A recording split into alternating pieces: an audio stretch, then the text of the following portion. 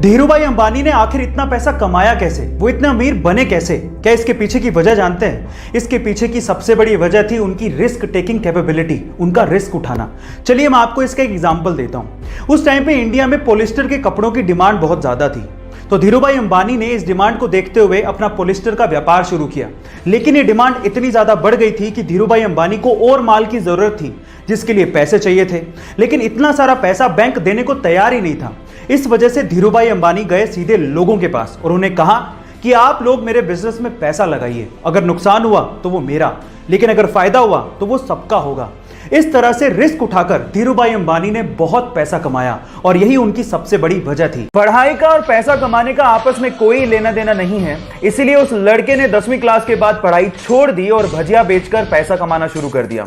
फिर अपने दोस्त की मदद से 1948 में यमन चला गया और वहां पर एक पेट्रोल पंप पे काम करना शुरू किया। देखते ही देखते अपनी मेहनत की बदौलत वो वहां पे क्लर्क और फिर मैनेजर बन गया, लेकिन उसके दिमाग में तो अलग ही सनक चल रही थी। फिर वहां से अच्छी खासी नौकरी छोड़ के 50,000 रुपया लेकर वो इंडिया आया और यहां पर मसाला और पॉलिस्टर बेचने की कंपनी शुरू की और देखते ही देखते 10 लाख की टर्नओवर के साथ इंडिया की सबसे बड़ी प्राइवेट कंपनी बना डाली और आज भी वो कंपनी इंडिया में सबसे बड़ी प्राइवेट कंपनीज में शुमार है। Yes, I am talking about Reliance और बंदे का नाम था धीरूभाई।